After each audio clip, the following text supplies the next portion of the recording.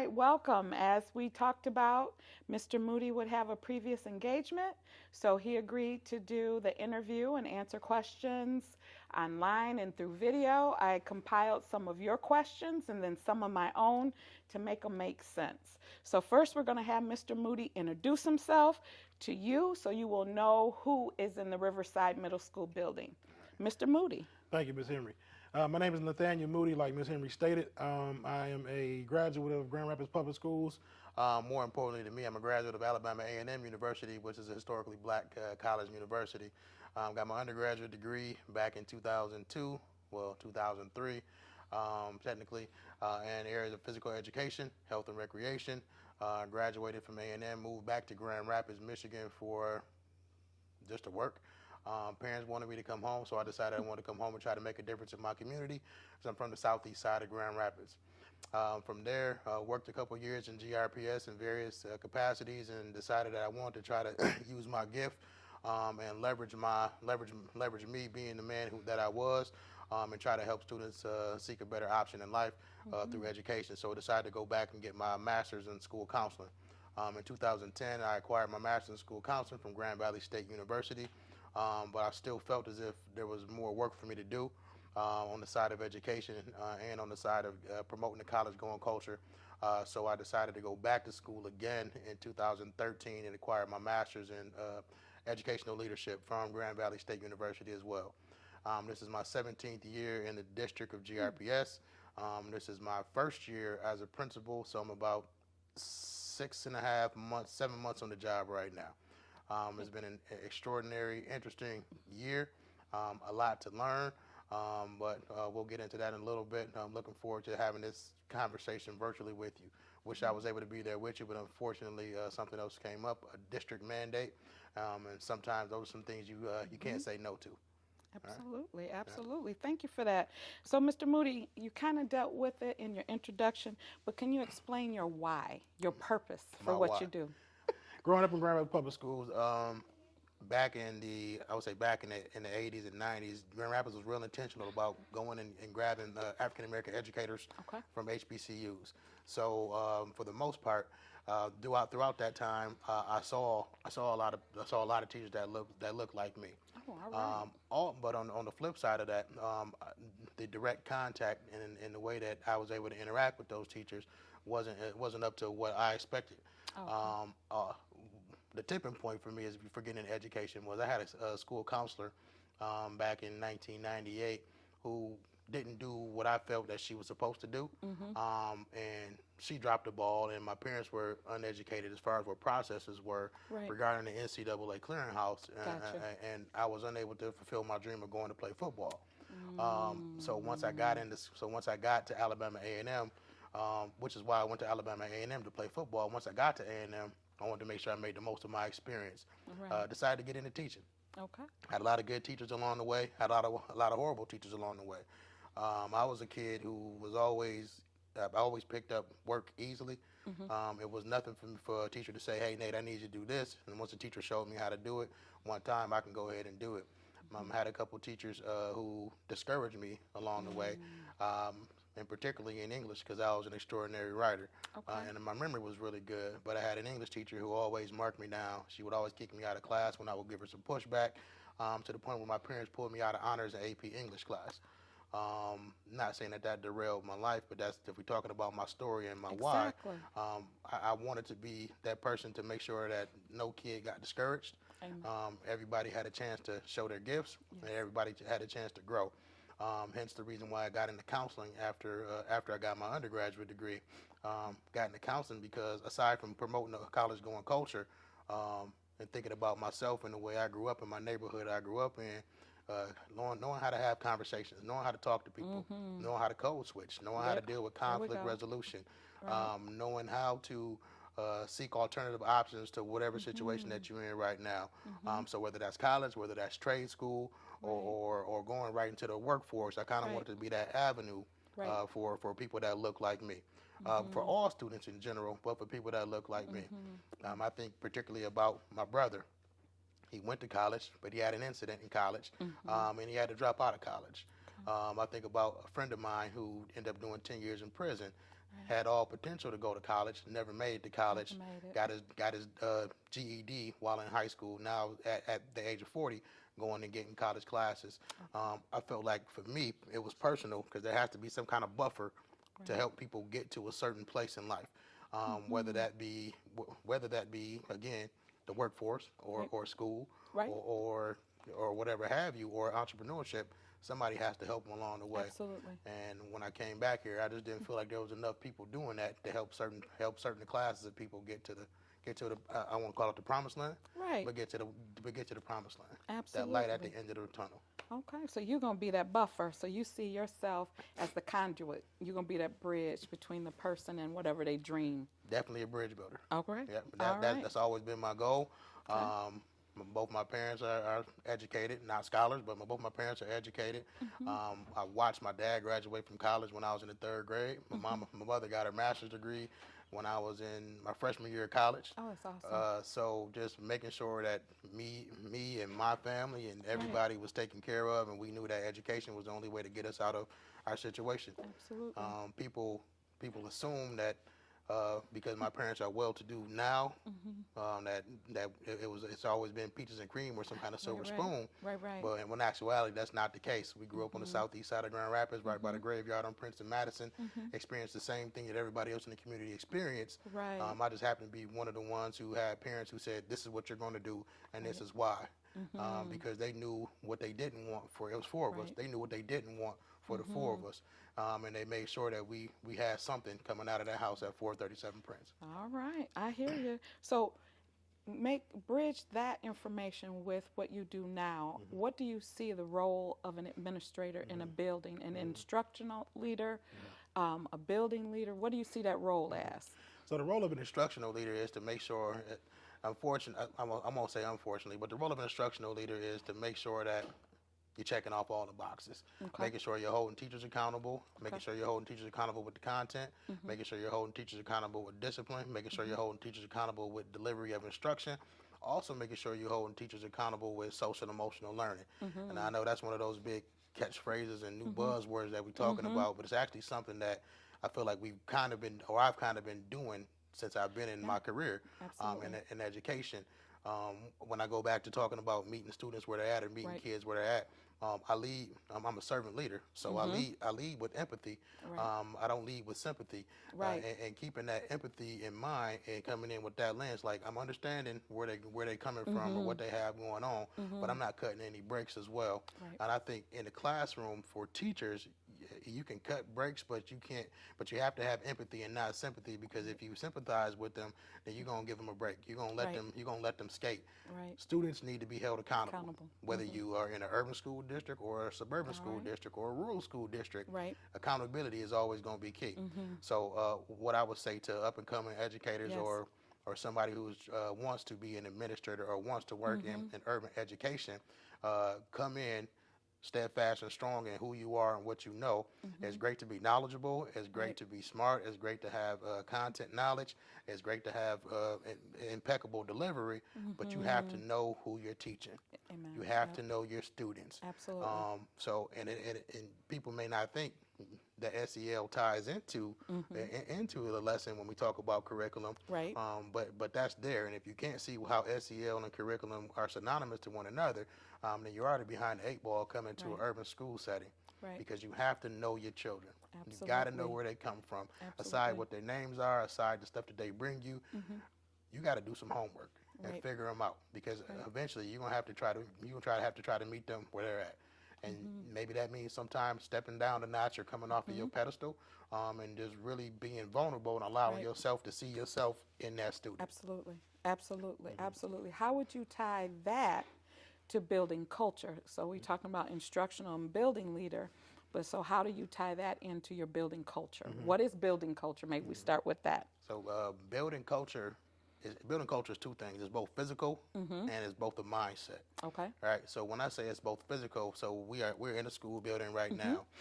If your building, for lack of better words, look like trash, and your kids come in and see Okay. trash every day, All right. then your students Mm-hmm. it's going to have a direct effect on your students. All right. But if your building is kept up, neat, nice, and tidy, your students are more apt to come in and treat that building the way it looks. we may not think about it oftentimes, but we adapt mentally to what we see Absolutely. around us. Absolutely. So if we come into, let's talk about church. When you come into church, everybody in church is quiet. Everybody's sitting in a row. Everybody is astute. Everybody is a certain type of way. So when you Right. come in, you automatically fall in line. Yes. On the flip side, if you go into a club or into a bar, you do Right. right. So Absolutely. if your physical building is not kept up, if your physical building does not look like a school, if your tables are dilapidated, if there's carpet coming up, if you have ceiling tiles falling down, if there's garbage everywhere, your students won't respect that building, and that blocks their growth. Okay. But if your physical building is pristine, Right. that's one less barrier that their students have to think about, because if I'm coming in and if it's a dirty building, like, man, I don't want to be there. That place is trash. So now we get into mindset. There we go. Now we get into mindset. Students think and do what they're told part of the time. It's our job as the adults to grow that. Absolutely. I mentioned code switching earlier. Yes. And let me know if you feel like I'm jumping around, because No, I help always, yourself. I always Yep, try to it tie comes everything back back into, yes. full circle. I mentioned code switching earlier. Right. Outside of this building, they can say and do whatever they want to do. That's right. When they come into the building, we have what's called the SOAR expectations for PBIS. Right. Safe, on time, accountable, and respectful. Our building is safe. We're working on our students being on time. But for me, the accountability and respectful piece, that's the piece that's the growth mindset piece, because everybody doesn't come in with that. Right. So when they're outside saying what they want to say and doing what they want to do, it's difficult for our students to come in here and turn that switch off. Right. Because that's all they know. Right. But then when they come in here and they see someone such as myself or you or Mr. Smith or somebody that's black and that looks like them, Right. that's not talking or acting the same way that they see on a daily basis, Right. that's puzzling to them. Yes. But then eventually the wheels start to turn. And sometimes you can see the cogs turning when you're having casual conversations. Absolutely. And again, allowing yourself to be vulnerable with those kids, Absolutely. letting them know, like, this is what I expect of you. And it's not because of what I need from you, but unfortunately what society expects from you as well. So we need you to grow. So when talking about that building culture, or let's say we're fostering the culture, allowing us as the adults to be vulnerable and respecting the kids where they're at, and also just like really hammering home, this is what happened before. This is what has been done. This is what you did that did not work. Right, So right. let's try something different, and hopefully that works for Right, you. And then if right. that doesn't work, you have enough people in this room, in this building, that you can come and have a conversation with to help you get to where you need to be mentally. We have, I won't say a rough group, but we have some very immature behaviors here, and that's what we expect at a middle school. Right. One of the things that we try to work on is having conversations, restorative conversations, respectful conversations. We want our kids to be able to articulate themselves and Right. never be shut off and never just feel like they can't come to us, Right. because as soon as that happens, you lose your population. Absolutely. Because all it takes is for 2 or 3 kids to destroy your whole That'll building do it. culture. That'll do it. That'll do it. And I would say since school started from September to October to November to December, we seeing different milestones in different students. So it was never an expectation for all of our students to come in here and we snap our fingers and everybody at attention. Right. No, but if I can get the ones who are normally the knuckleheads, or who are normally the ones who like to get it popping or set something off, Right. Eventually that calms everybody else Else down. down. Absolutely. And I would even go ahead and say, as far as that building culture, Yeah. we had a problem with our before Miss Henry came along as our AP. We had a huge problem with our young ladies as far as attitude, as far as behavior, as far as fighting. But just another set of eyes coming in, someone who was very intentional about that conversation piece, because our kids are not getting those conversations, unfortunately, outside the house. So it's up to us as the administrators, as the leaders in the building, to have those kind of conversations, to foster culture and to foster the growth. I look at it like this. People say this all the time. I really treat these kids the way I treat my own children, Right. even though my children are younger, but I treat them the same way. Now, that could be fair, and that also could be unfair at the same Right. time. But my end game and my end goal is to get you to understand that what you are experiencing right now is only there for a moment, because everything you have to experience after this point in life, that's what's really going to matter. Exactly. Middle school matters, but It everything does. that happens after middle school, Mm-hmm. that's what really counts. You'll have Mm-hmm. these memories, you'll meet these friends, you'll remember when Mr. Moody suspended you from school, you'll Right. remember a dance, you'll remember all of that. But what's Mm-hmm. going to be most important is the growth that you have moving forward. And this, if we can give you Absolutely. something within 3 years here at Riverside Middle School before you go to high school, that's going to Right. help you be the man or a woman or whatever it is that you choose to be Right. once you figure out what you want to do. And I'm not saying it has to be college. I wouldn't say it has to be a four-year university. Mm-hmm. But when you leave here or when you go into high school, you're gonna Mm-hmm. leave here with something. Something. Hmm. Absolutely. Well, let me ask you a difficult or challenging Okay. question. So, you as an African American man in a building of predominantly African American students, your teacher population is predominantly non-African American. Hmm. So you can see the world through your students' eyes because you've experienced it yourself or know people who have experienced things that they're going through. As the building leader, how do you get that empathy to come in with your staff members? Wow. So one of the things that Riverside did this year, we were real intentional about bringing in outside agencies and talk Mm-hmm. about diversity, equity, and inclusion. Right. Um, and it's I won't say it's difficult. It is a cumbersome task Mm-hmm. for people to unlearn stuff that they've Yeah. learned and Oh, stuff that's a that they good know, point. Good point. uh, Unlearn. and to really pretty much change their habits. Right? Mm-hmm. They say it takes 21 days to change Change a a habit. habit. Well, we on six and a half months, and some people still have the same habits. But to answer your question, again, that goes from being intentional about what you do with your curriculum, what you do with your Mm, POCs, okay. what you do with your staff meetings, and Okay. also having one-on-one conversations with staff. Okay. Um, One of the things that I said back in August, and I say this all the time to my staff, I'm transparent. You Mm-hmm. come have a conversation with me, my door is always open. Right. That's a gift and a curse. I look at the camera on that, right? That's good and bad, but I try to be as transparent as possible. Right. So if something's bothering you, we can come talk about it. But in the same, but the way I operate is whatever I expect of you, I expect of that. Whatever you expect of me, I expect the same thing from you. Right. Right. So if you want me to come and have a conversation with you, if you're frustrated or you can't really have a relationship with these students, you come have a real conversation with me as to the why. Um, Mm-hmm. the issue or a point of concern for me is, and not just at Riverside, just being around in general, being in different educational settings.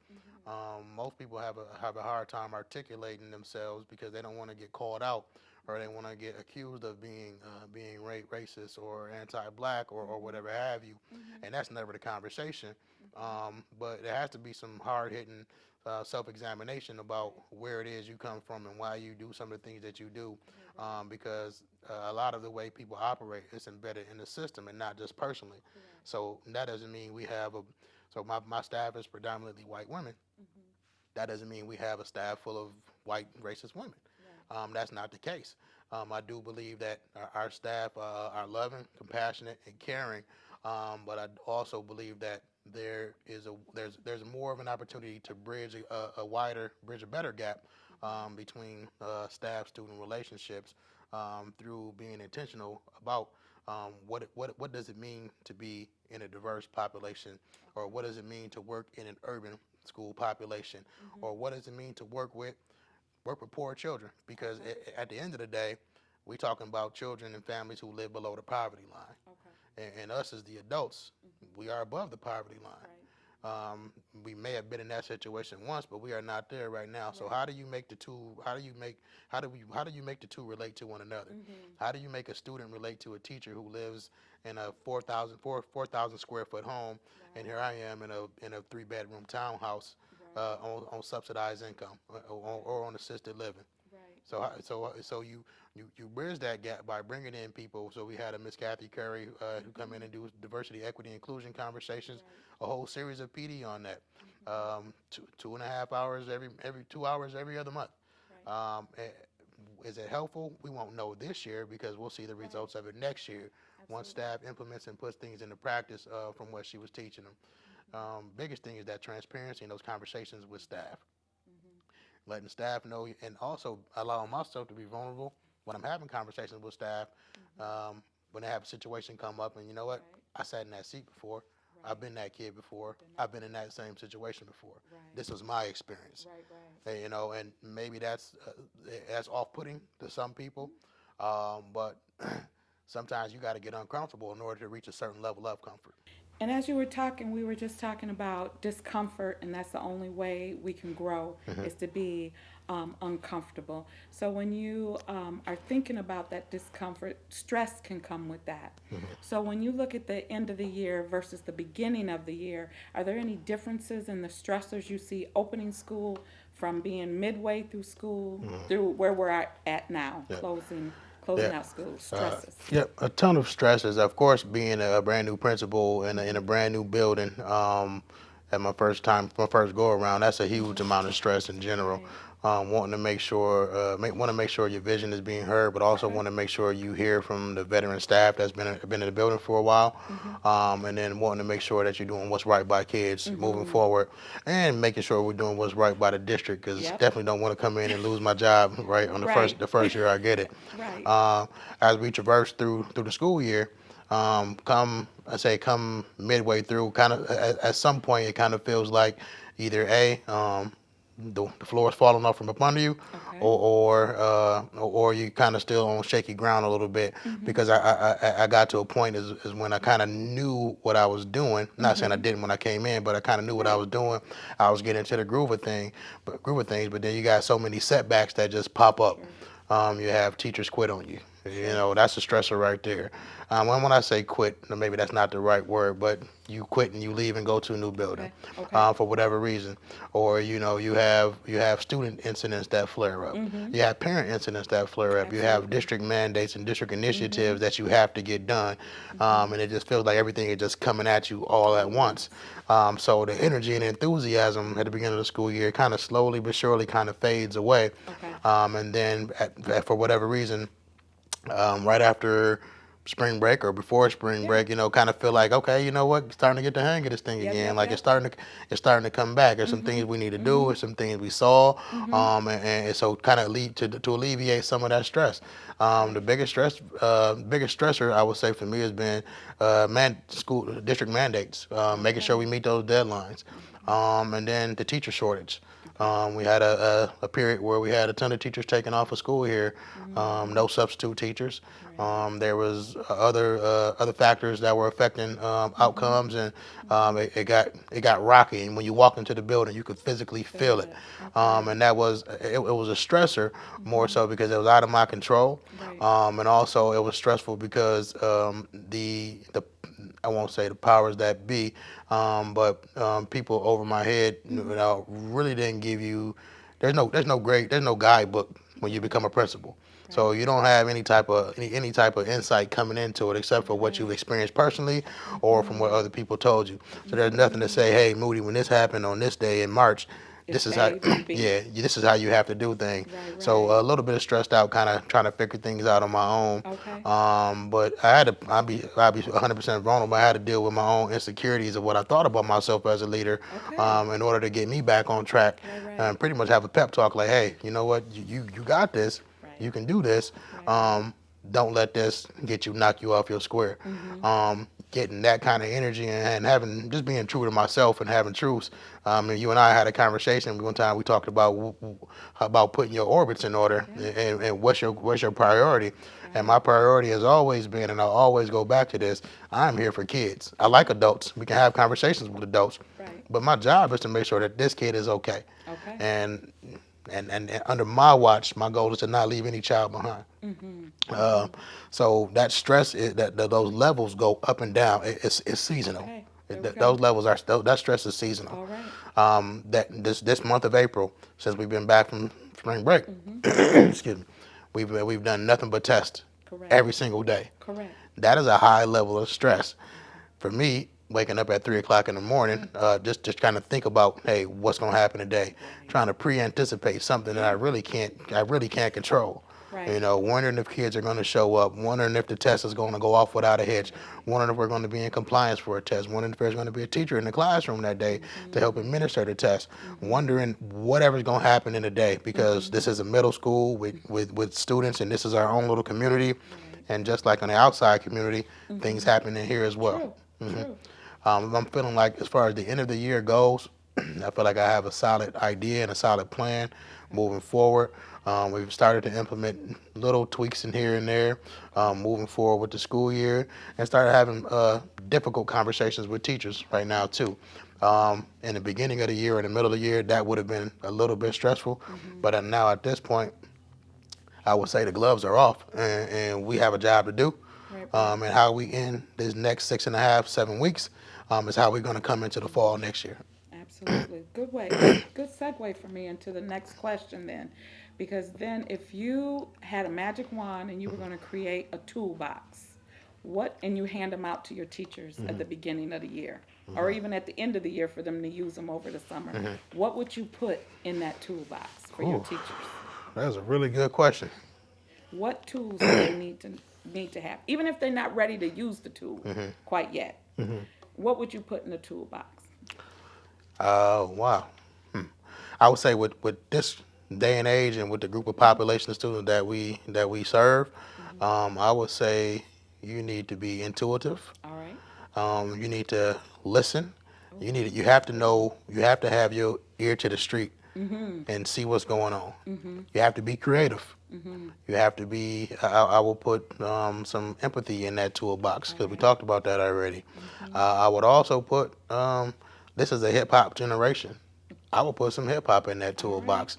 And I'm not. Most of our teachers are 40 and up, so I'm not talking old school hip hop. I had a real rude awakening myself with students talking about different music, and there's a disconnect, and it's not up for me to try to get them to understand what I like to listen to or what I feel like is good music. Right. There's opportunities for me to listen to them.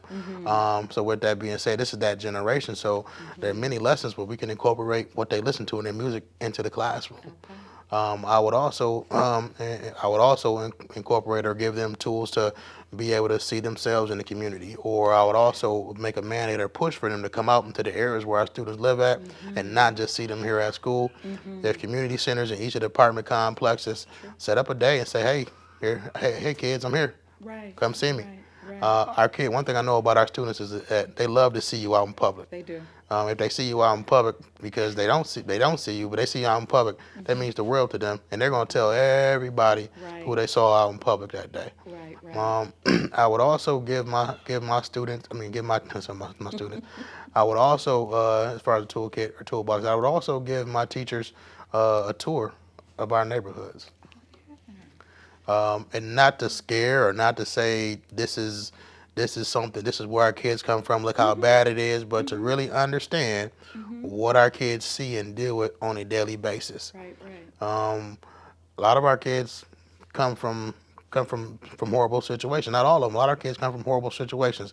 This is a safe haven for them. Absolutely. And we set the tone at 7 o'clock in the morning by the way we talk to them. You're right. So, not to say we need to have teachers who need to learn how to talk to students, but more speaking points, more transparency, more allowing yourself to be vulnerable. We 7 o'clock in the morning is not the time to yell at a kid about a cell phone, about a hoodie.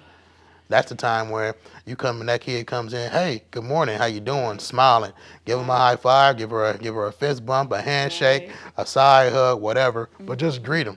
Because their parents might not have greeted them. They may have woken up and hopped on that bus before mom and dad woke up, and they just want to come here and get some breakfast today. Absolutely. Then they can have a conversation with you, setting ourselves aside so that others can grow. Now that would fit in the toolbox. Yeah. That'd be good. I like your toolbox. Well, as we close, what authors, podcasts, books, anything like that, what resources would you suggest for educators who want to be in the urban setting? What would you refer them to, suggest for them? So I have a few different authors. One of my favorite authors, his name is Robert Greene. It is not an educational. They are not educational books, but Robert. Everything's education. Okay, well I Everything guess so. education. Robert Greene wrote the 48 Laws of Power and the Art of Seduction. I read those books about 10 years ago. Okay. And I have a copy, and I refer to them often when I'm going through situations. Okay. The art of seduction, most people think it's about intimacy, but it's not. It's about having a conversation. It's about allure. It's about pulling people in Into your and, conversation. and getting desired results. And the Absolutely. 48 laws of power is the same, but without the seduction part. 48 laws of power is more of a reference for if you want to gain power. I was going through my power phase 10 years ago. If you want to gain power, if you want to gain desired results, there are certain things that you have to do, and that allows. And sometimes that means you have to give up yourself in order to get desired results. All right. Another book that I recently read. I read it before, read it again. Dr. Chris Emdin. Yep. He's a great author. The was for white folks who teach in the hood Good. and other folks too And other folks and too. other folks too. And I like that and other folks too because it's for It everybody. is. It was for everybody. Man, I got a lot of books that I like to read. Also, my wife is an avid Robert Okay. Patterson fan. I think it's Robert Patterson. Yeah, who wrote the or maybe Clancy, James Clancy. Um, I don't recall. I have to look, but whatever I see on the shelf and whatever I want to pull out at that time Mm-hmm. is more of a what I'm feeling, and then I'll start, and then I'll stop, and then pick up Or something something else. else. Mm-hmm. Yep. And also every now and then I read the Bible. I need some spiritual guidance. Right. Right. I read scriptures. I read Dr. Tony Evans. Mm-hmm. I read self He's a help big books. relationship guy. Yep, exactly, Big big time. relationship guy. Yep, listen to Dr. Tony Evans podcast in the morning. Okay. I read marriage books. I read parenting books. Mm-hmm. Books. The best parenting book I just read was Why I Wear My Green Dinosaur.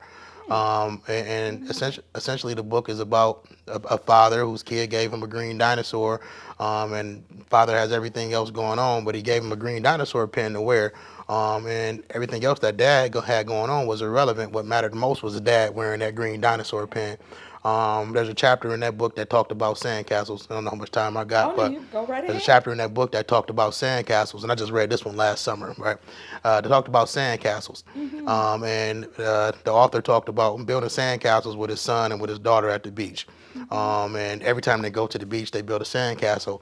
And Dad didn't want to build these sandcastles because sandcastles just get washed Yeah, away. they do. But Mm-hmm. Dad realized that it wasn't about the sandcastle itself. It was about father engaging in the playtime with With Dad. it. Okay. Because you won't remember the sandcastle because it'll get washed away. Right. But the memory that you had of your dad building that sandcastle with you will stick with you forever. So we're talking about memories. We're talking about memories, and Yeah. these are the same. And I appreciate you referring books and resources that aren't typically used in education because they still have the goal of building those memories and making those connections. Yeah. Anything else? Anything else? No, nothing else. Just know that getting into education or going into education, especially in the urban school population, it is self fulfilling. It feels great. This is it's not a one size fits all type of deal. You got to take this slow, and you can't take it personal. You can't run up the hill. You can't run up the hill and expect for everybody to follow behind you. You know, if you get one, that's good. If you get two, that's awesome. If you get one or two following you, and you get one or two following where you need them to go, 3, 4, 5, and 6, everything else will follow into place. But you can't give up. You can't get frustrated, and you got to let our kids know that you care about them. You got to let them know that you love them. You don't have to say physically, "Oh, I love you, baby," and Right, give you right. a hug, Right. but we have a term in the neighborhood, and I'm pretty sure everybody heard this: real recognizes real. Real does. So if I can feel where you're coming from, Right. then I'm going to respect you. But if I can't, then you're going to continue to have problems. Getting into education is probably one of the greatest gifts that we all can do, just because we're pouring back into the next generation. And if you go into it with a servant leadership mindset, um, I feel as if you can't go wrong as long as you remember that you're serving somebody. Else. Absolutely. Well, thank you, Mr. Moody. I All appreciate right. you. Thank you. And if we have any other questions, I know where to find you. All right. See you every day. All right. Thank you, All Ms. right. Henry. Thank you, class. All right. Thank you, class.